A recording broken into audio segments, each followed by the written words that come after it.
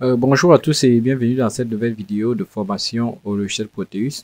Donc aujourd'hui, nous allons voir comment alimenter les AOP, notamment montage AOP TDA 2040, ainsi de suite TDA 2050, LM317 et autres. Donc déjà, les AOP sont des circuits électroniques qui s'alimentent en plus ou moins VCC. Le VCC va dépendre des caractéristiques de l'AOP. Par exemple, celui-ci, plus ou moins VCC, ça ne doit pas dépasser 24 volts. Donc, oui, si je ne dis pas de bêtises, pour cette AOP-ci, le plus VCC, plus ou moins VCC ne doit pas dépasser 24 volts. Maintenant, sachant cela, vous pouvez l'alimenter en plus ou moins 15 volts, plus ou moins 20 volts, en fonction du besoin, bien sûr. Sa tension de sortie en mode tout ou rien ne dépassera pas ces 20 volts là. En tout cas, je pense pour l'explication du fonctionnement des AOP, nous avons fait une vidéo déjà dessus. Donc, ceci étant donc dit,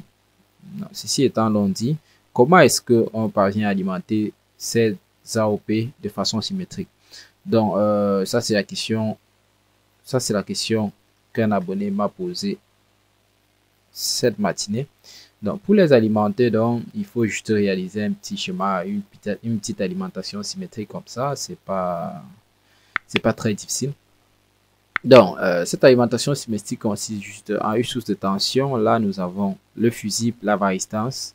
Bon, là, nous avons la tension secteur en 311. Transformateur, rapport de transformation pour obtenir une tension d'environ 15 volts. À ce niveau-ci, 15 volts partant de 220. Bien sûr, tension efficace, toujours. Après, nous réalisons un petit doubleur de Schenkel, un doubleur de tension de Schenkel, et nous prenons la masse au milieu des deux condensateurs, Donc, avec cette configuration-là, si nous lançons dans la simulation, vous allez voir, si nous lançons la simulation, vous voyez que avec les 15 volts, tension, valeur efficace de la tension au secondaire du transformateur, appliquant le doubleur de tension et le gain que les capacités, parce que les capacités stockent la tension et produisent un gain lors du redressement. Donc, quand on retresse et qu'on double, on n'a pas directement 31 volts parce que les capacités produisent un gain. Ceci se voit très bien sur la formule de la tension moyenne. Quand vous faites le redressement simple ou peut-être double alternance, par exemple, U moyen égale à 1, V max sur 1 plus 2 pi RC. Donc, du moins, vous avez la formule. Si je retrouve la formule, peut-être je la mettrai. Pour ceux qui sont curieux, vous pouvez aller regarder la formule de redressement. Donc, il y a toujours un gain. Donc, en doublant les 15 volts, on ne tombe pas directement à 30 volts, mais vers les 42 volts. Ça, c'est grâce au gain des transformateurs, de l'adaptation des transformateurs. Donc, vous voyez que en prenant notre point de référence ici, en prenant notre 0 ici, nous pouvons avoir plus 24 volts ici et moins 24 volts dans ce sens-là. Ou inversement, si vous préférez. Donc, plus 24 volts et moins 24 volts. Donc, ces plus ou moins 24 volts donc, peuvent servir, par exemple ici, par exemple pour alimenter, vous voyez, voici par exemple un AOP. Pour alimenter cet AOP-ci, on a besoin d'une tension symétrique qu'on peut placer entre les bornes moins et les bornes plus. Donc, on a besoin d'un plus VCC peut-être, plus 15 volts ou moins VCC. Donc, je vais changer, je vais essayer de mettre 24. Je vais mettre 24 ici. Et on met 24 là également. Donc, vous voyez que là, nous avons plus 24 volts et moins 24 volts pour l'alimentation de cet AOP-ci.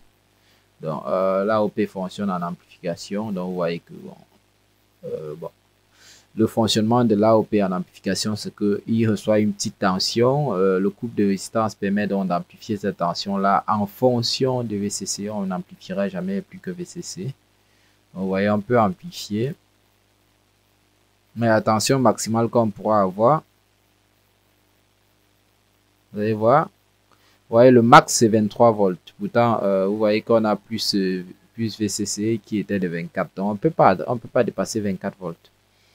Non, on va faire descendre. On va faire descendre. 13 volts.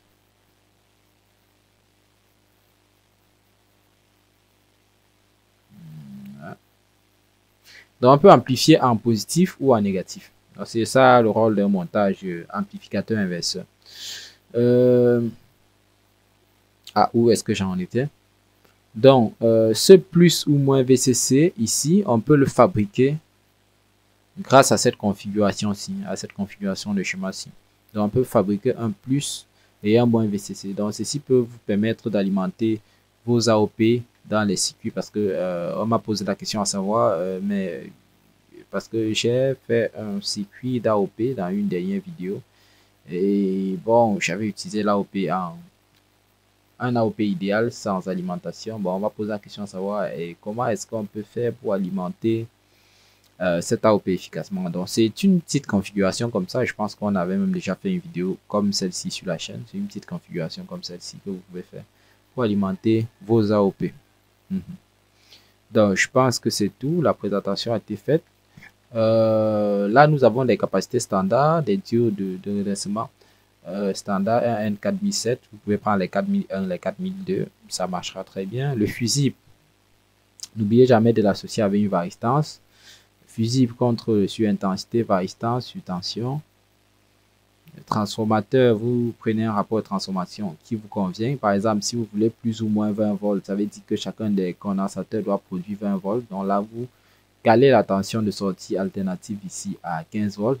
Mais je répète encore, tout ceci est calculable, estimable avant la réalisation. Ce n'est pas au hasard, ce n'est pas de tâtonnement.